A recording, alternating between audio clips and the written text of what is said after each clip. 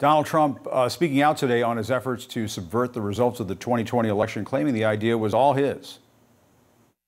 You called some of your outside lawyers. You said they had crazy theories. Why were you listening to them? Were you listening to them because they were telling you what you wanted to hear? You know who I listened to myself? I saw what happened. I watched that election, and I thought the election was over at 10 o'clock in the evening. Were you calling the shots, though, Mr. President, ultimately? As to whether or not I believed it was rigged, oh, sure. It was my decision. It was my decision, he says. Let's discuss more now with Democratic Congressman of California, Adam Schiff. He's a former member of the January 6th Select Committee, and he currently serves on the House Judiciary Committee. I hope I have all that right. Congressman Schiff, great to see you as always. We appreciate it. First, your reaction to what you heard the former president say just a little while ago on Meet the Press. It was his decision to try to overturn the 2020 election results. It sounds like he's taking full ownership here. It sounds like he is. I think this is probably, music to the ears of the special prosecutor, watching these interviews, compiling further evidence to present against the president. It's probably also good news for the prosecutors in Georgia. Here he is taking responsibility, saying it was his decision, essentially, that he was ignoring the lawyers who were saying, the respected lawyers who were saying things that he didn't want to hear, and going with the crazies because it affirmed what he wanted to believe. And his taking responsibility for his actions, I guess it stops there with that previous comment. Let's listen to what he had to say about how he responded to what took place on January 6th. I want to know who you called By the way, on that day. Nancy Pelosi. I don't have. Why would I tell you that? Listen, Nancy Pelosi was in charge of security. She turned down 10,000 soldiers. If she didn't turn down the soldiers, you wouldn't have had January 6th. Did you call military or law enforcement? What? Did you call military or law enforcement at the moment the Capitol was under attack? I'm not going to tell you anything. Let me put it this way. I behaved so well. I did such a good job. Congressman, you were on the January 6th committee. What do you make of Trump blaming former Speaker Nancy Pelosi for the insurrection at the Capitol? Your thoughts? Well, I thought that was one of the most telling exchanges of the interview, because he won't say who he called, because he called no one to put an end to this. That's the painful reality of it. And he sat there for hours watching the Capitol be attacked. He sat there in the comfort and security of the White House dining room and watched that mayhem unfold. People came in to urge him to do something, to say something, and he rebuffed them. No wonder he doesn't want to answer the question. But the proof speaks louder than his lack of words. And for him to try to blame Nancy Pelosi, blame someone who was the target of that mob violence, is also typical of Trump.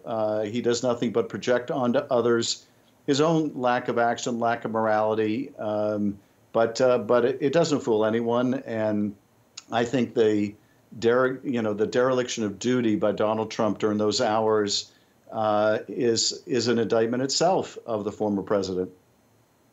And this past, let's talk about the impeachment inquiry up in the House of Representatives that just got launched this past week. The House Speaker Kevin McCarthy caved to the hardliners of the House Freedom Caucus. He announced this impeachment inquiry into President Biden.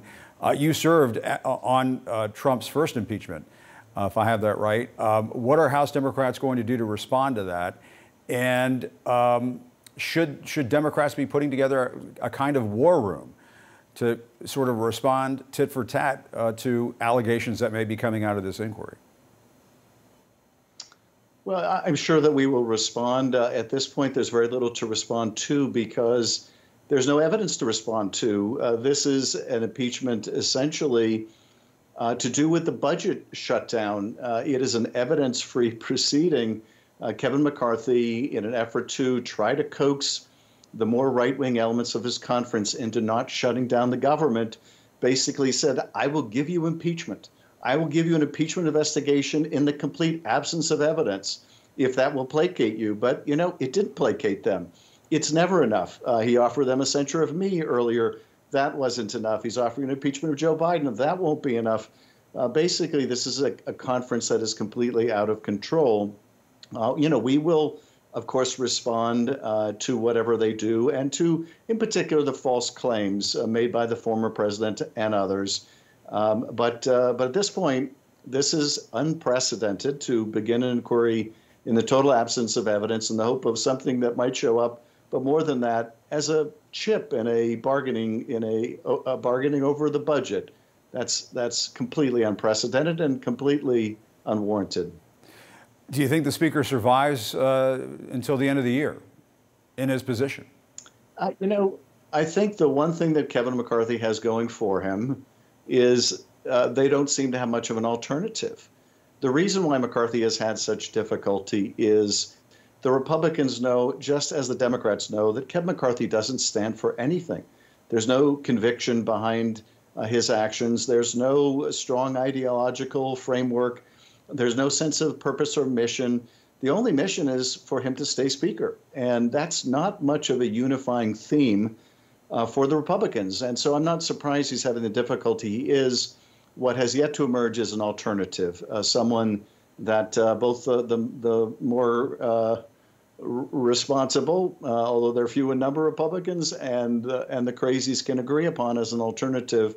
Otherwise, they will vote him down, and then they won't be sure where to go.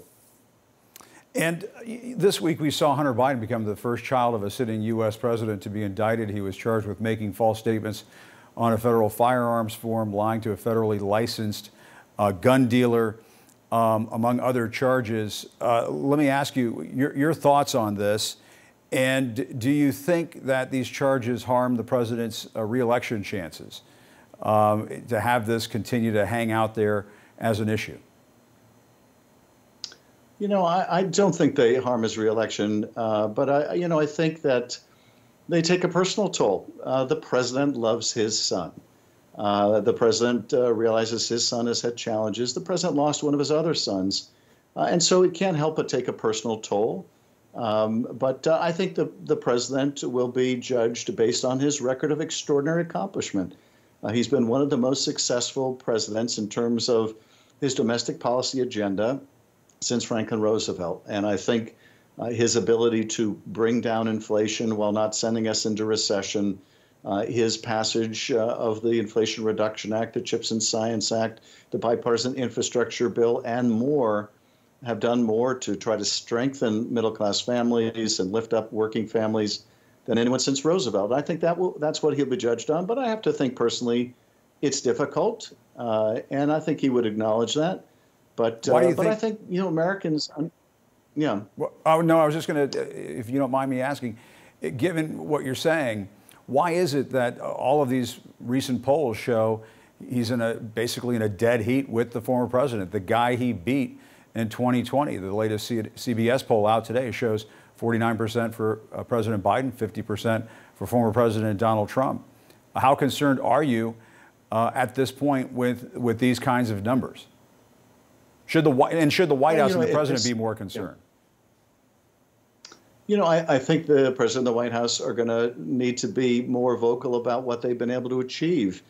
And I think as these bills go more into effect, as these projects are rolled out, as these jobs are created, I think the case just becomes stronger and stronger. And the president and the White House will be out making that case. So I think his numbers will go up. I'm not particularly concerned at this moment in time. I think whenever you test an incumbent president, you're going to see numbers like this because there is an opposition media now. I don't think a Democratic president, even if they walked on water, given the presence of propaganda outfits like Fox and Newsmax and OAN and a lot of conservative radio, is ever going to do more than 55% approval on a very good day.